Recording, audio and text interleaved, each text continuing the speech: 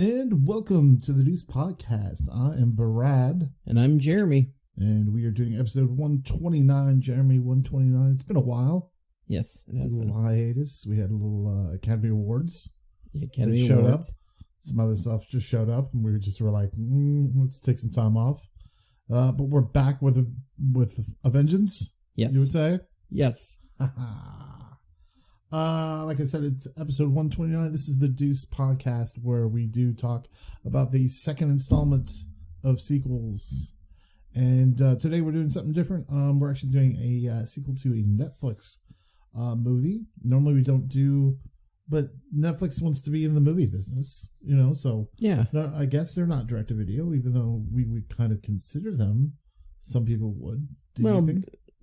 I mean, I guess technically, but I think that those roles have kind of changed a little bit too. Like, you get things that are direct to DVD releases, or direct to video, but this isn't exactly like that. Right. I mean, these are movies that, end up in Oscar contention and things like that too. Yeah, so I think it's worth... Not this movie, but... Well, no, this movie. No. Teen Choice Award? Maybe a Teen Choice Award.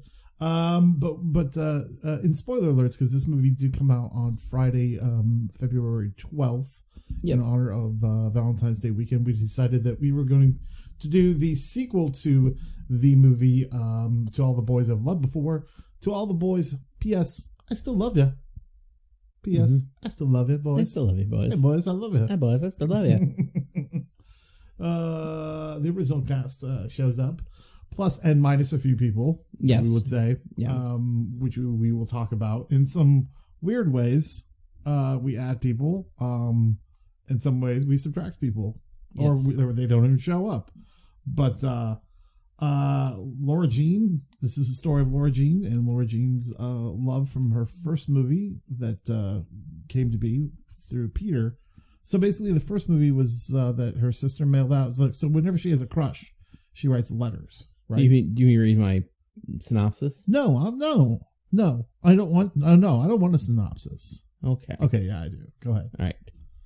Laura Jean Covey writes letters to all of her past loves. The letters are meant for her eyes only. One day, when all the love letters are sent out to her previous loves by her sister, her life is soon thrown into chaos. When her foregoing loves confront her one by one, Now, Laura Jean and one of the young men, Peter, have just taken their relationship from pretend to official when another recipient of one of her old love letters enters the picture. Mm-hmm. Correct. I guess you would say that, right? Yeah. So, yeah. I mean, this is a fun movie, right? You would say? Twee as fuck. Yes. It's a happy-go-lucky movie. Laura Jean, played by Lana Condor, but the lovely Lana Condor, by the way. I absolutely fell in love with her in this movie. Yes. May I say that we did not watch the first movie? No. Both you and I have never seen the first movie. No, we have not. We don't know anything about these movies. We do not. I just heard that this was a sequel that was coming up, and I thought, let's do it. So we covered it. Well, the first one I remember seeing fairly positively reviewed too, but I never got around to watch it because I think it's like that tween young adult. It's YA. It's like a YA novel. Yeah. And so not really my cup of tea. Not really me either. But I remember getting positively reviewed. And lots of great things people were saying about it. That, it's Netflix, and Netflix has a tendency to go for inclusiveness as far as love stories are concerned. This is a love story where the main character is an Asian high school student. She's Korean. She's Korean. Yep. Yes, and there's a lot of different ethnic backgrounds, including African American, and I don't think there's any Asian men I see in this movie. No, and actually, there's I read something about that. Yeah. So because there was some criticism of that, but Jenny Han, who wrote the novels, said that she actually talked to them about not including Asian men in that because in her book, she the main character does not like fall for any Asian men, and so like it is, right? Yeah, and so that was, she wanted to make that some sort of a point in there too. Like this is very I don't know if you've ever seen the gal Jenny Han who did it, but like she looks like the character from the. Well, there you go. That's perfect then. It's kind of like Shonda Rhimes, kind of in a way where you just picture Shonda Rhimes being who she is. Anyway. She's written a couple other series. So she has the To All the Boys I've Loved series of books, and then she had one that came out before that one. It was the like the Summer I Turned Pretty series. Okay, but what I'm saying is it's so good that Netflix is producing these movies and not saying, let's get a white actress to play it. Yeah, you know what I mean? Oh, very much so. Instead, we're doing what the author wants and what the book entitled to, and the culture itself does show up inside the movie, and so that's a good thing too. Yes, so it's not like it's necessarily something that's just there to check mark a box to say we have an Asian character, check mark. You know what I mean? Yeah. So that's good. I like that. But we do have some other basically everyone for the first movie's back, including the father, which was played by John Corbett. You might know him from Northern Exposure or the Walgreens commercials. I like to think it on the corner of Healthy and Happy is John Colbert. That is true. Yeah, I think he was in a couple episodes of Sex and the City as well. Holland Taylor shows up as Stormy. This is a new character. That basically Laura Jean, she is going to donate her time to you would say an old folks home, but this is nothing like the old folks home that I've ever seen before. No, it's not. This is a fancy one. It is. And one of them is, I guess, her sister, Margaret. She donated her time to there. So yes, she has two sisters. Yeah, a younger one named Kitty. Yeah. Who's kind of she's almost like a know-it-all kind of like nosy, busybody sister who is the one who originally sent these letters out. Yeah, played by Anna Cathcart. Cathcart. The Odd Squad? Yes. On PBS? Yep. Yeah. And then her older sister, Margot, who's now in Scotland, going to school, who volunteered for this old folks home named Bellevue. Yes. And of course, especially one of them, Stormy, who's this eccentric. Yes, she's in control of like the whole place. Yeah, right. Like even though like no one, obviously there's people that work there. It seems like everyone knows who Stormy is. Yeah, she's very brassy and very sure of herself. Yeah, she's like what's his face in what's that movie? Not movie, but that television show. Where they're trying to escape the prison. Hogan's Heroes. Okay, yeah. She's like that, where like, she knows everyone and she's kind of in charge, but not really in charge. Yes, exactly. Yeah. And I love her character, by the way. Yes. She steals every scene. Yeah, Stormy's a great character, played by Holland Taylor. The great Holland Taylor, from Bosom Buddies, from 2.5 Men, from Sarah Paulson's Girlfriend.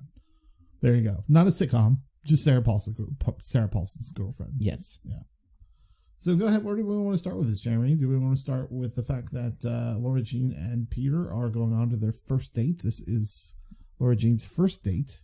Yes. Peter has dated Jen, or Genevieve, you would say. Yeah. Jen, who...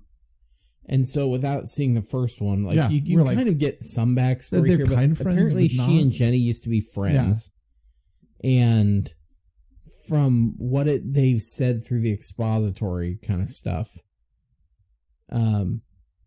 which, by the way, is pretty great. Like at the beginning, she talks kind of like really it's a Dear Diary kind of a thing, and I was like, okay, she's going to tell us everything, but she doesn't. They go to, because apparently their mother has died years before. It's a Korean New Year's. Yes, and her family was Korean. And so John Corbett makes them go to Korean New Year every year because it allows, with her family, because it allows him to be like close to his deceased wife. Like this movie does that, where we see Valentine's Day. We see a holiday that they made up we see that, and then we see that progressively through the movie. Yes. Because it shows how time's passing in a way. Yes. So I enjoy that. Yeah. Because it keeps me, I'm like, okay, I got a time frame of where we're at in the movie. Yes, exactly. Especially for a high school student. Yes. Which is different than, say, an adult. Yes. So they go to this Korean New Year, and of course John Corbett makes them dress to the nines in like traditional Korean garments. And they're like, nobody else is going to be dressed like this, right? And it doesn't matter. It makes Dad happy, and it helps him, so they do it. And they go there, and they run into one of their cousins, cousin Haven, who is being pretty nasty, but like she's just kind of a jerk. And I don't know if she was in the first one. You don't know. I don't know if she was in the first one. I like to think that maybe she was, because the way that they introduced her was not introducing her. Yes. Do you know what I mean? So I kind of felt like that. It might be. So who knows? So Kitty is just like, oh yeah, well, I sent out these love letters and blah blah blah blah blah blah blah blah blah. Like basically, she goes through the whole plot of the first. Yes, and I do like this relationship because it seems like Kitty and Laura Jean are always kind of, it's like the antagonistic big sister little sister thing, right? But in that moment, they were very much a united front against Haven, and I liked that Kitty was sticking up for her. Like, it's not like My So-Called Life, right? Where it's like where she's annoyed by her little sister, so much in that show. I'm like, come on, Angela Chase, get your ass together. Yeah. Like, it's not like that to me. To me, it's more like she's a Badinsky that's kind of like, always is butts in everyone's business because she's young and she wants to be involved. But there's an endearing quality that they have. Their relationship, I think, is so sweet and so nice. Yes. And I'm glad they have that. Mm-hmm. Especially because after the fact of what she does, she mails all these. She does it. I think I'm gonna assume she does it because she's like, no, she cares. I think she's just sister. a Badinsky. Yeah. So no, but they basically explain the plot through that, and I was like, which is nice. I like it. It was the way they did it. I thought was pretty unique. Mm-hmm. And it kind of filled in the blanks. Yeah. And apparently, like, Peter, who is her boyfriend, who she's going on her first date with, they've been on other quote unquote dates before. But it was basically because in the first one, he was trying to get his ex-girlfriend, Jenny, who Laura Jean used to be friends with years ago, to get jealous. So he was going on dates with Laura Jean to make that happen. And eventually they really fell for one another. So, yeah, there you go. Including a hot tub video. Yes, there was a hot tub video where people thought they were having sex. Right. And she's like, your cousin's like, no, I've seen that guy. He's like making out with someone in the hot tub. She's like, yeah, that's me. Yeah. And like your sister's like super proud of that. It's like, show him what Peter looks like. Like she's just like so like vicariously living through her. Yeah. It's so fun to watch. I'm just like, I love you. Love the Odd Squad girl. She's so great. I don't know. I really enjoyed this cast. Like, look, this is a movie that I would describe as not really a Hallmark movie or a Lifetime movie. Kind of a little bit one step above that. It's like if someone wrote a script and like Hallmark was like, we can't accept this because this is too good. Do you know what I mean? Yeah. Like that's how I felt. They're like, you actually wrote some really good parts in it, and so we can't produce it. Because that'll cost money to do. Do you know what I mean? So it's like, okay, so go to Netflix with it. So, yeah. And so it's just the trials of their first date. And she still has in the back of her mind that she's like, well, what if, this is my first time on a date, but, this is, he used to date Jenny, so he has all this experience. Yeah. So she always has Jenny in the back of her mind. Yes. Or Jen or whatever. Yeah. Her name is. No. And wondering if he really, what if he just falls for her again, or like what if all these things happen? Like she's got that insecurity about it still, which rightfully so. I mean, yeah, she's young, I get it. She doesn't know. Yeah, I guess it's Jenny, but it's Genevieve. It's Genevieve. Okay. Yeah. So, but there's that moment at the restaurant. She's like, "Oh, let me drive because it's not snowing out. I want to drive." He's like, okay, don't kill I'm me. just afraid to drive in the snow. And yeah, she's afraid to drive in the snow, but it's not snowing out. So then we go to Jeremy's favorite scene because he loves these fire lantern things. Mm-hmm. So they put their names on, like heart forever or whatever. Make a wish, and then the lantern goes up, and then a forest fire happens. Yeah, right. And somebody's house burns down because somebody's stupid freaking fire lantern lands on their house. Your wish came true, though. That's the most important thing. Those things are. I'm sorry, so dumb too. And they even say, "Well, it doesn't." What are they, like Chinese lanterns that fly, or like flying Chinese lanterns, or no? I mean, they're like, what are they called? I don't remember the name of them. Okay. They're like dumb. Paper lanterns. Paper lanterns, and they they go up like. But that. It seems like this is the dumbest thing in the world that you should ever fly something that's paper with something that's like a flame in the middle of it. Yeah. It seems everything screams that you should not be doing this. Well, and especially with, just saying. All it takes is to be in an area with a lot of drought, and then you're screwed. They had one of them came to our area here not long ago. For our neighborhood, to our part of town, okay. It was to Omaha. Okay, and people were pretty up in arms about it, and then because Omaha said you can't have it here, so they tried to do it across the river. Just right on the balloon. Finally, I get like people that like their loved ones, they get they die and they want to celebrate it, but ride it on a balloon so a duck can die as well. Yeah, so they can eat it, or it goes in the ocean. And goes in the ocean. I don't care. Jellyfish dies mating with it, or whatever. I don't care. Yeah. I don't care about the jellyfish. Just don't burn someone's house down. That's all. Okay, that's your public service announcement. Don't use paper lanterns. Not like they did in this movie. So they're going on dates and they're having fun. They go to another. Well, I don't want to get a hold of ourselves. So, they're. I'm going to assume they're probably seniors. I don't know. We don't really know what grade they're. Oh no, she says she's 16, right? Yeah. So that's not senior. That's she's not. She's not a senior. Like sophomore, junior. Yeah. So I still got to. Obviously, these people are played by 20-year-olds. Come on. Anyway, so they have to do some security, or not security. Geez, I'm bad today. Oh, what's when you have to do the work, but you don't get paid for it? Volunteer work. Yes, I'm doing good. Picking and choosing my words to say today. Oh, me words so good. It sucks when we're doing so well, but we've been gone for a couple weeks. I'm gonna word this. So they do some volunteer hard. work, but like we said, she volunteers for an elderly center. That's where we get Holland Taylor, who's showing her around. This is where they won't let me into their car group because they think I'm a cheater. We can hear you, and so it's a fun little scene. She's always drinking Bloody Marys. Doesn't matter what time of day it is. But she says, "Oh, there's another volunteer," and she's like, "That's impossible. There's no other volunteers for my school." There's another volunteer. Oh no, she gets a letter. That's what it's from, right? She gets a letter from John Ambrose, right? Yes, she does. Which is weird because the first movie, it's a different actor. Yes, it's a Caucasian actor. Yes, who shows up kind of like post credits, kind of in a way. Yes, because she tells Peter before that there's only one person she never heard back from. Right, and that's this John Ambrose guy.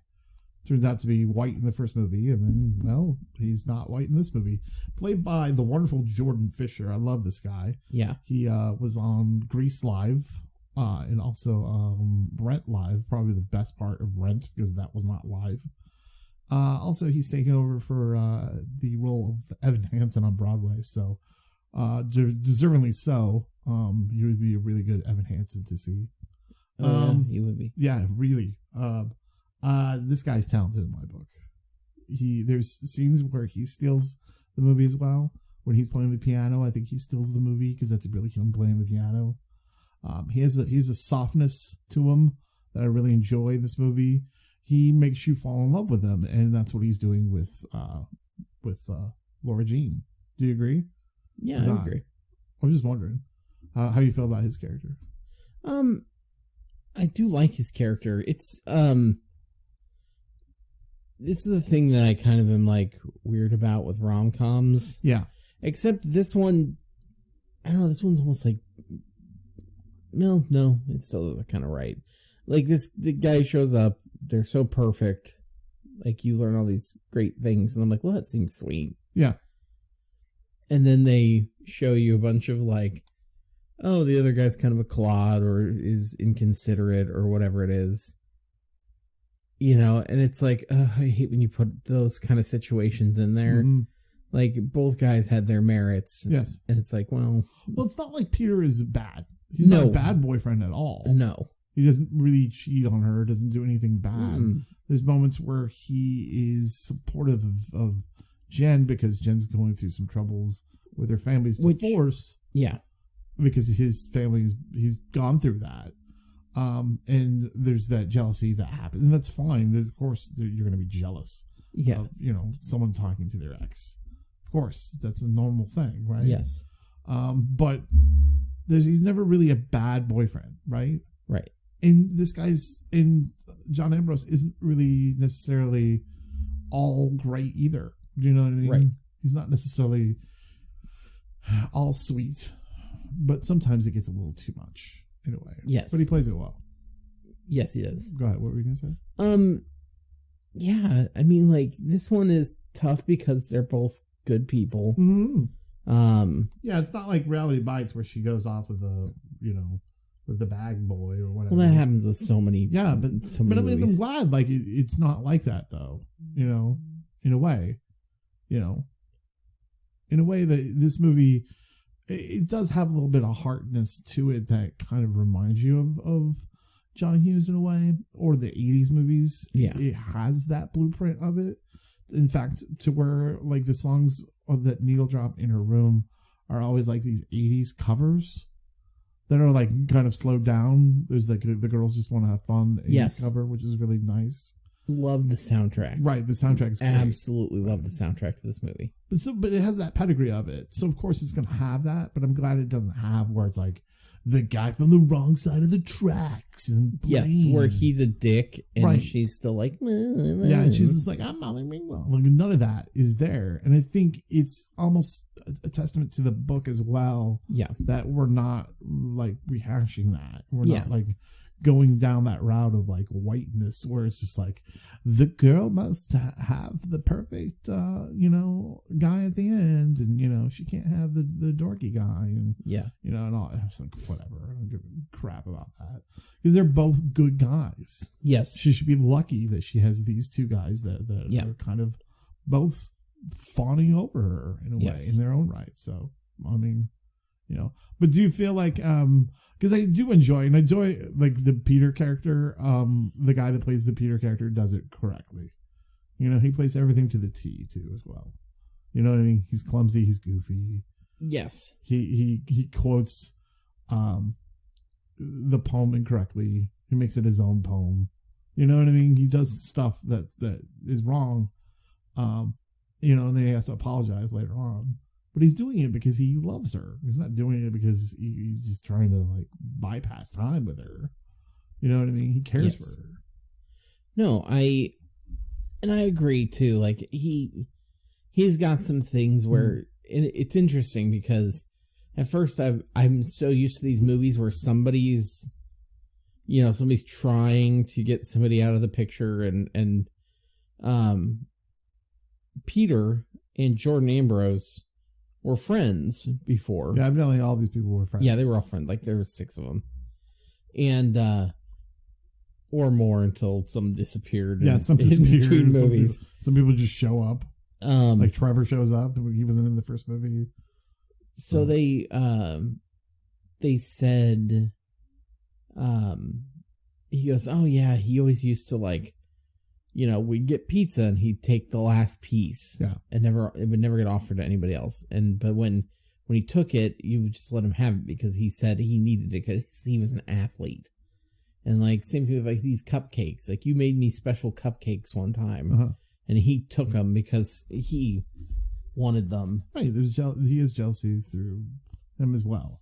Well, and I think I think that Jordan is. Yes. But like you get the idea. I'm like, okay, so he's kind of a I don't say he's not like purposely a jerk. I think he's just kind of uncouth with some of that stuff. I think he's a guy that has had a lot of things happen to him. A lot of things have happened to him for some of the reasons that are not necessarily. They just happen to him because of who he is. He's a popular kid. He plays flip cup. You know what I mean? Yes. It's just that he is one of those people that he's popular. So things happen to him. Things are given to him in certain ways that maybe John Ambrose's character never was given. You know what I mean? The dork was never given that. You know what I mean? If we're going to call any character the dorky character or the ducky character, I guess it would be the John Ambrose. John Ambrose, yeah. Just keep saying Jordan. What I mean? Sorry. But, again, they're not bad, though. And I guess Blaine's not that bad and pretty in pink. But it's just, I don't know. It just seems odd that, I don't know. There's part of me that does have that cliche-ness that does happen in these movies. And this movie does show that. Yeah. It does show that. There's not... For instance, there's no real good scene with John Corbett that I can, say they used him correctly. Yeah. Maybe in the supermarket scene... Yes. They're using him right, but I kind of wanted a speech with him a la kind of like 8th grade. I'm I'm betting there's one in the first one. And I bet you there is one, but again, I kind of wanted it here. I don't know why. Yeah. Although he's on to his own adventure, so maybe that's why. Yes. You know what I mean? Yeah. But I also would have liked some more reaction from the girls with that too, because they're just like, oh, okay. Because, it's they're just like, we're okay. But I would have kind of unrealistic. I would have liked to have seen. Well, and odds are they probably would be okay. Their mom has been gone for a while. Yeah, but there has to be there's going to be some give and take though, where it's you're gonna be hesitant. Well, and maybe they'll show up in the third. I maybe would have liked to have seen because they also said he hasn't dated for years, right? Because of whatever. I almost would have liked to see them maybe tell him it's okay. That's what I mean. Have this sweet moment with him. It's him that is hesitant, and they're something in theirs. Yes. But there is parts of these movies that's why I'm saying it's not really rested into reality itself. There is a heightenedness to this movie that does have a tendency to bury itself with the John Hughes movies. Having said that, though, it's good that they're not all white. Yeah, you know what I mean? Definitely. God, I'm so happy about that. Or that they're not all straight as well. So yeah.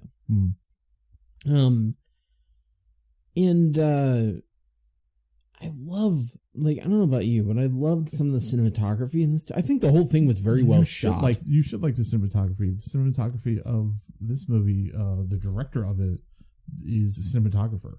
Really? Yeah, mostly. So go ahead. Yeah, I love the way it was shot. And I don't know. You should I really enjoyed the carnival scenes. Yes, carnival scenes were great. Well put together. There was also there's a scene. So, she talks with Peter, and it comes to a thing where she's kind of heartbroken because they kind of are taking a step away from each other. She says maybe this isn't going to work. Maybe we couldn't promise each other not to break each other's hearts. It's crazy. So the director is actually a cinematographer, but he's done mostly cinematography for horror movies like Dr. Sleep or the Ouija, Origin of Evil. He was a cinematographer for Dr. Sleep? Yes. That makes sense. So he does a lot of he'll mix in a lot of front shots, those 90-degree, you're either straight on or to the side kind of things. Floating. Yes. And that was the one I was going to say. There's the scene after she and Peter kind of are having some difficult times because she's not sure about John Ambrose or him. And then she, one of her friends says, hey, I saw him with Genevieve. Well, it's for a legit reason, but she doesn't know if she can trust him, and she's already doubting things, doubting herself. And so they kind of break up. And you see her in the halls at school, and there's this giant banner in the hall that says heartbreak. Right. Like this blue banner, and I it went... seems like that happened like the first movie. It seemed like when we saw the trailer, where like beginning of school. Yeah, and I was just of... like, that's weird, heartbreak. And then it pans down, and there's music playing, and she's singing to the music and like floating down the hall, basically.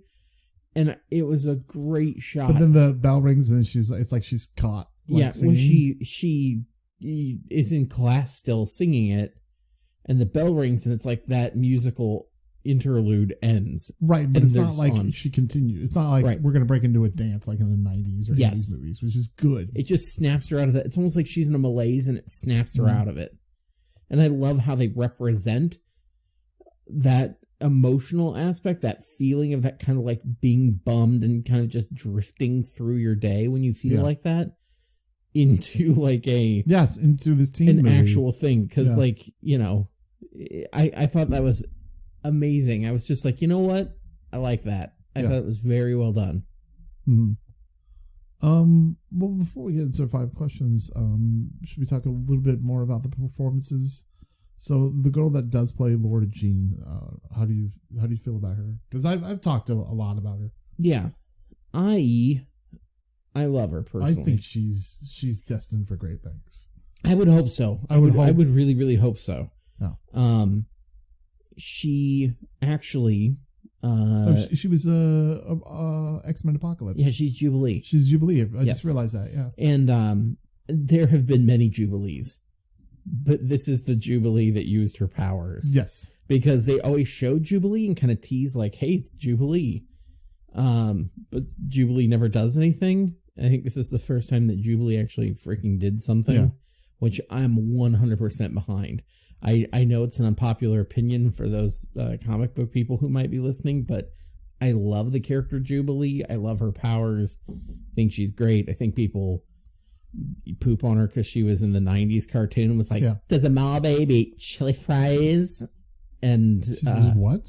She says, somebody goes, do you want to come with us and do this and this? And she goes, does a mall babe eat chili fries? Does a mall babe eat chili fries? Apparently. Wow. I assume that means I don't think that has anything to do with the character. I think that has a lot to do with the writer. Yeah, no, I'm sure it does. Yeah. But people hated Jubilee for a long time. Or always like, rightfully so with that. But she was that teenage character who joined the team and stuff. Personally, I loved her character. Yeah. And so I was already like, yes, Jubilee. And so like when I saw it was her, I was like, yes, Jubilee. But I like her because, like, not only we do get when she's feeling sorrow, we do get when she's feeling jealousy, but she's not so far off the spectrum that, like, she is going through this whole dramatic scene of like, oh, I'm so bad because, or I'm so awful because I'm a girl and I have to have a boyfriend. Like, it never feels like that. You know what I mean? It's never melodramatic. Yes. Never melodramatic. And I 100% appreciate that. Lana Condor does a great job with how she represents the character. She makes it sweet. She makes her kind of natural. She makes her accessible. I mean, I think she does an excellent job with the role. I don't think it's oversimplified, and I don't think it's too complex. Yeah. She's not like it's not like some old man writing a shrill teenage character who, you know, he doesn't actually know what it means. Yeah, but like, I'm like, but this isn't just necessarily her story, but I think this is her and Peter's story. Do you know what I mean? Yes. And I think that the guy that plays Peter does. I think he does the harder job because it's the most thankless job. Yes. Do you know what I mean? Because he has to play that walk a really thin line of like playing a douchebag because he's not really a douchebag. Yes. And he's not the charismatic one. You know, the one that knows her, the one that connects with her in certain ways. He has to really work for that. And I think that like you are waiting for him to be terrible. Yeah, I really was. And when he wasn't, I was like, thank God. Yeah, it's weird how like you're just like, you don't realize how conditioned you are. Yeah. That like these certain tropes are going to come up, and when they don't, you're like, well then. Right. And there's another one that we'll talk about that later on. I think. By the way, this is the kid who's going to be He-Man in the new live action He-Man movie. This kid? Yeah. Didn't know they were making one. Yeah, they are. This kid. Yeah, he's gonna be He-Man. Huh. Yeah. Okay. I'm behind it. I'm behind it, but like, I'm just like, yeah, okay, I guess. I mean, there's nothing wrong with it. Yeah. I'm down. Yeah. Honestly. Especially after seeing him in this one, because he has that kind of piss people pathos. off. That's great. What's that? He's kind of got that kind of pathos of like, yeah, he's not just, he can be kind of a dunce with some things, but he has his charm too. Yeah, but he's a sweet kid, and he's got good emotional intelligence as a character, and like, but you can see the actor himself, Noah, is like, he's very thoughtful in the way he's delivering his lines. You can read, like, when we always hear her internal narration. Right. But you can see when he's unsure of himself, or when he's feeling vulnerable. You know, like, that's what I mean. Like, I think he had the tougher part, like not the tougher part, but the part that like gets less credit for what he has to do. You know what I mean? Like, we're gonna fall in love with John Ambrose. There's no question that you will. Oh yeah. You know what I mean? Yes. You fall in love with him through the flashback, let alone the actor. Oh yeah, definitely so. So it's like, but like, is the guy too perfect? But I think we should go through our 5 questions. Okay, let's do that. That's my opinion. But, yeah. So, what do you think is the best part of this movie? There are many great parts of this movie. I enjoyed this movie. Like I was telling you about the movie, is it's in a way it reminds me of Love, Simon. Yeah, like, a little bit. You know what I mean? Where it has that high schoolness to it, but it's better than like your normal. But it's not obviously not Oscar caliber. You know what I mean? Like, it's a B movie. You know, B plus, B minus. It's a young adult movie. Yeah, it's a YA movie, but done correctly. Yes. She's wonderful in it. I think the supporting cast is wonderful in it. There's one scene that we did not talk about that is my favorite part of this movie. That is when she breaks up with Peter, and she says in a text, "Meet me at the treehouse." Sure, I'll be there. We don't know who she sent that to. She's sitting up at the treehouse. We expect that it's going to be John Ambrose, right? Yeah. And it's not. And in fact, who comes up, it's actually, spoiler alerts, it's Jen or Gwen, right? Genevieve. Yeah. And I loved that, because here's a scene where we don't have to pit women against each other. Yes. And we can have women that support, girls in high school support each other and explain to themselves and explain to each other why they were feeling the feelings that they were doing, and then not in a hurtful way to where they're just yelling at each other by the end of the scene. I just thought that was brilliant, and I thought that was great, and I thought that's what, to me, the heart of the movie is. And she says something too in that movie, or in this part of the movie, where she says something like there's a Korean saying where it's like the person that always keeps to you always has that kind of, love-hate thing. Yeah. I think, in a way it reminds me of Frances Ha, where like her best friend kind of comes kind of away from her. Yeah. But she's always going to be her friend, right? Yes. And that's what I get from here. So that's my favorite part of this movie. Yeah. And you know what? I think like through her explanation of that about like Zhang, that like connection you will always have with somebody regardless. Right. I think through that and through like Genevieve's discussion, because Genevieve is telling her, look, I know we drifted apart as friends, but like I needed a friend and he's gone through this, and so he's being supportive as a friend, but it's nothing more than that. Like he's crazy about you. And I think it's a good conversation, especially with the generation this is aimed at, your more Gen Z people. I think like it speaks a lot and is good conversation about, the lines of where relationships begin and end and friendships begin and end. Right. And it's not like what we would have learned where things are very like abrupt ending here and there. You break up with somebody and they're an asshole or a jerk forever. Yes. And they're always the villain of the piece. Like, it's none of that. And I think you see that through other things too, like the new High Fidelity TV show. Like you see some of that where it's like, hey, we're still friends, or you see different things come up. There's sometimes where like those lines are blurred, and that's the reality of the situation. Mm-hmm. And I think this does a very good job of talking about that. And personally, I think this is a movie that you could share with, like, I would watch it with our nieces. Yes. I think it's at the right age for them, and I think it talks about some good principles and some good like perspective. So is that your favorite part of the movie, or did you have a different favorite part? No, I was just kind of piggybacking on what I said.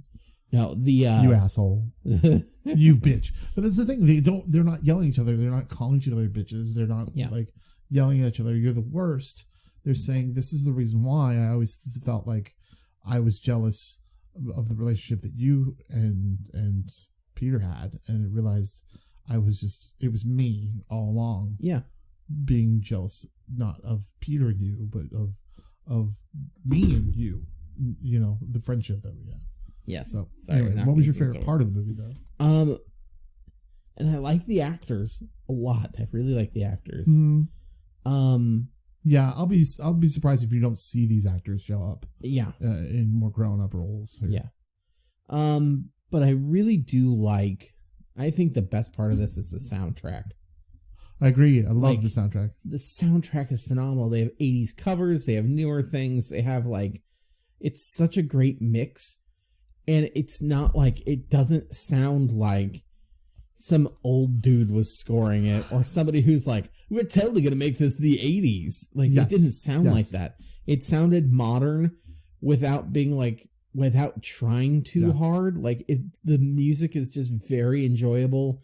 And it really, I think, helps drive home the feelings of what's going on. You get something that's a little bit slower when she's not feeling. I mean, to me, it does a good job of supporting the movie, lifting it up, enhancing it, and the music itself helped keep my attention with what was going on. I followed the story and listened to the music, and it enhanced it through the whole way. The music itself is capturing the fact of where it's not disguising where all these came from. Yeah. It came from the 80s in a way with John Hughes. Yes. And has come up through the 90s and so on, right? Yeah. So it's not disguising where it's coming from, but it's also putting a modern twist on it and saying, here's what the future is. That's not where we're going. We're going to twist it a little bit. We're going in a different direction. Yeah. We're saying that this is our generation. Yes. We're going to make it our own. And that's what this movie is kind of about, what we've talked about. Yeah. Just in the fact of the last couple minutes, just about the relationships with the characters. I think the music itself is kind of lends that kind of theme to it, too. Yeah. So.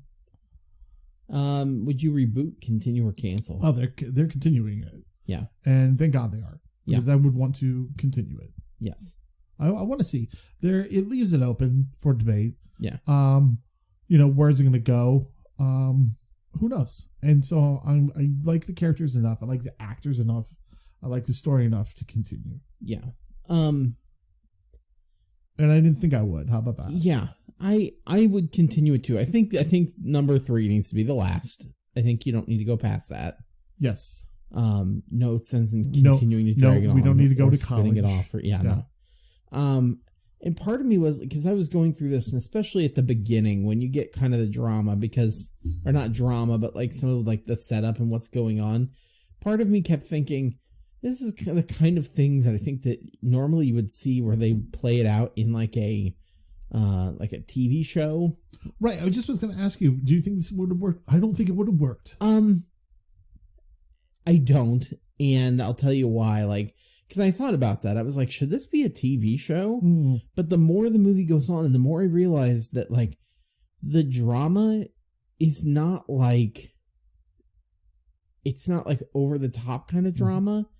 And I started to think to myself, I think that's why it wouldn't work. Yeah, that's why it wouldn't work. Because it would get too melodramatic. You need too much melodrama, and you need to start putting the stakes higher, and then you really need to start having you need to make villains. more conflict. There's not a lot of conflict in this movie. No, and there's not. It's fine, because this to me is more real life than what the other, what everything else is, right? Yeah. But you need to have that hyper realistic. This is conflict. A slice of teenage life. Yes, and I don't think that is going to work as just a regular TV show. No. So I'm glad that they did not do it that way. And usually I like looking at things and saying, well, could this be a TV show instead, and like expand it out, expand the universe. But in this one, I would really rather they did not. Yeah. And also, like, it lends itself to just being captured into that year or into that moment. Yeah. As opposed to, where it's, say, Felicity and it's their senior year, or Dawson's Creek. And like I said, the melodramaticness that they have to kind of fill in with that, it wouldn't work. Yeah. Yep. I get you.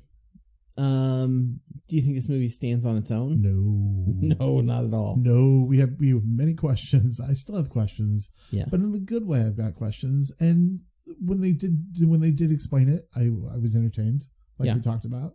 And in a way, I'm glad it's not like they moved away and now she has 5 other crushes. Yes. And we're just rehashing the same, format of those crushes. Or she gets a phone call at the beginning and Peter has broken up with her and disappears forever. Like, you get that in a lot of like miscongeniality and stuff like that. Right. Where it's like all of a sudden it just changed. Yeah, they like just reset it and it's dumb. Yeah.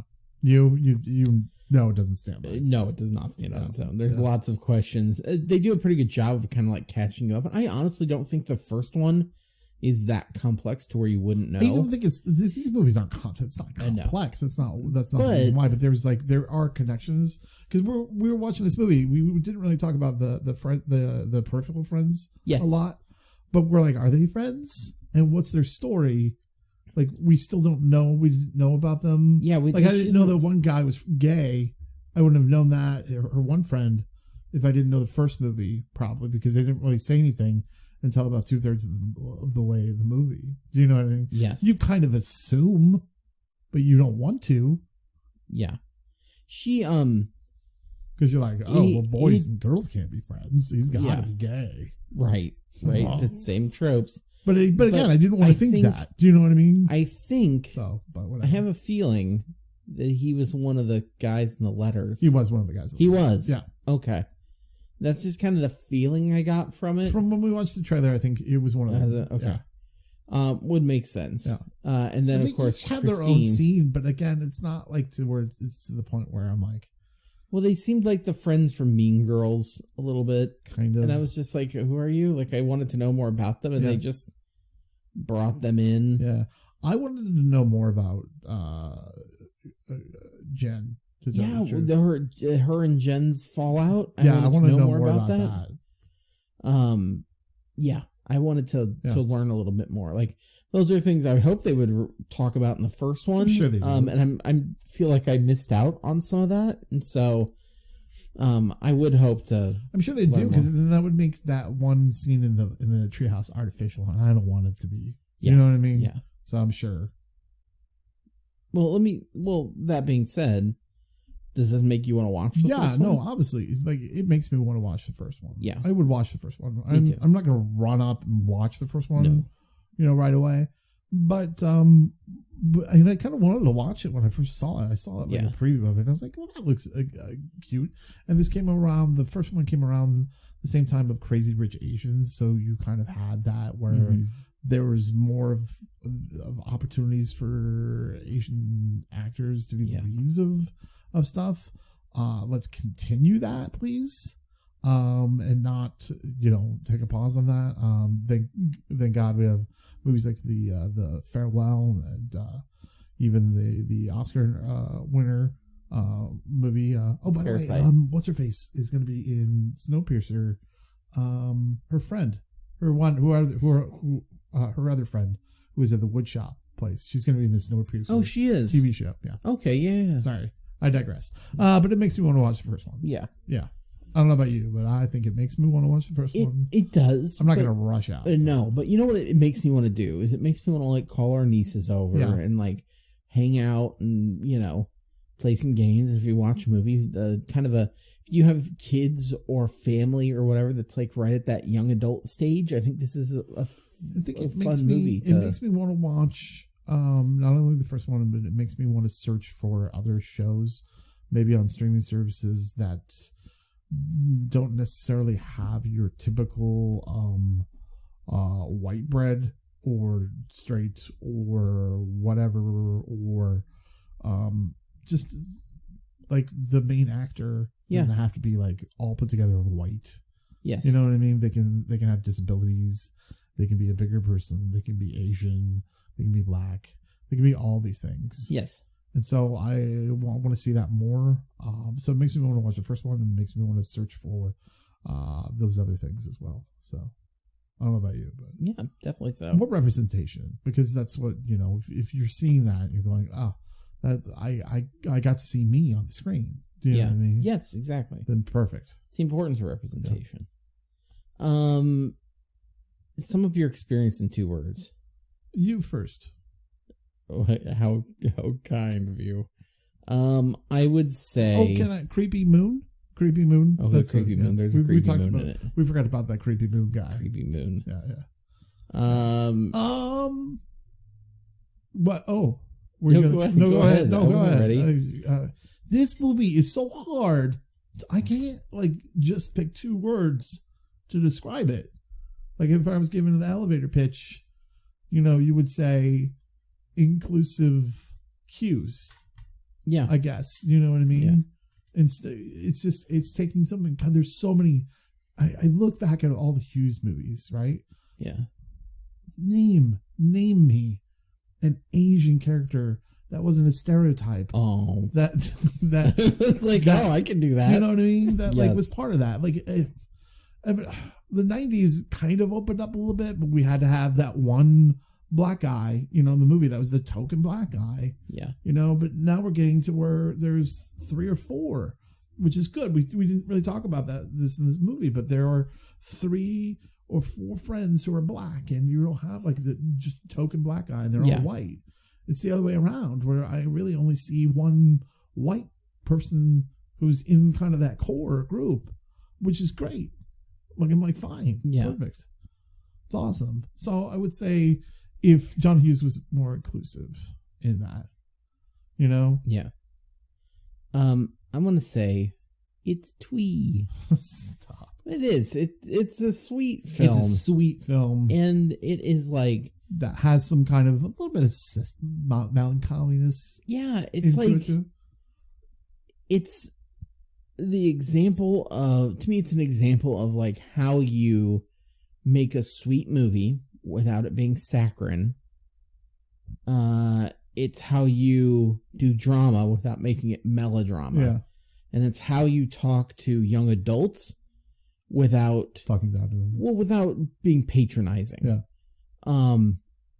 I think this is a very good movie, and I think it's a great thing for you and your family, or just you by yourself.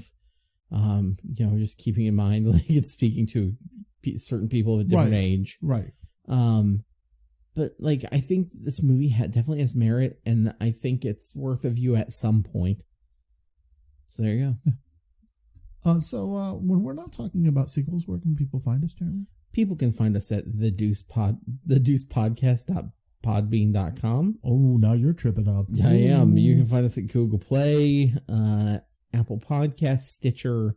You can also find us at nophonynetwork.com. So there with our podcast mates and of all different genres. You can also find us on Facebook at the Deuce Podcast and on Twitter at Deuce Podcast. And again, we are not the podcast that talks about the HBO show The Deuce. No, we're not. We're obviously a movie review podcast that only deals with second. And if you have a suggestion for us for a movie, let us know on all of those platforms that Jeremy talked about. You can reach us there. Or did you get an email out too? Do people still use email? No, the Deuce Podcast at gmail.com. Can they fax us? No. Okay, don't fax us, people. Don't fax us. Yeah, this is 1990. That's our new slogan, by the way. The Deuce Podcast, don't fax us. And remember, folks, the Deuce Podcast, don't fax us, folks. And the sequel's king.